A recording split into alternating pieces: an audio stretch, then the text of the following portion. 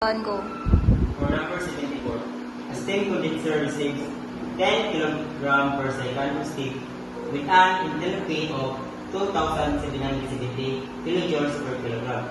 Steam condenses and leaks with an enthalpy of 160 kilojoules per kilogram. Cooling water passes through the condenser with temperature increases from 30 degrees Celsius to 24 degrees Celsius.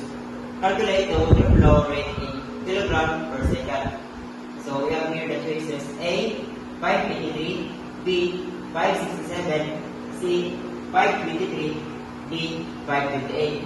So we have a solution here for the given Ms equals 10 kilogram per second, for H1 2,770 kilojoules per kilogram, for H2 160 kilojoules per kilogram, and for delta T equals 24 minus 13, we get 11K, or Cp equals 4.186, and MW we need to find this by kilogram per second. So we have a solution here using the formula MsH1 plus MWCp T1 equals MsH2 plus MWCp T2.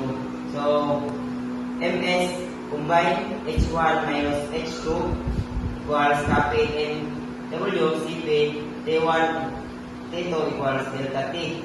So Ms is 10 times H1 is 2770 minus H2 is 160 equals copy MW2. Cp is 4.186 times delta T is 11K. So using the formula, we get this final answer: MW equals 567 kilogram per second. So later.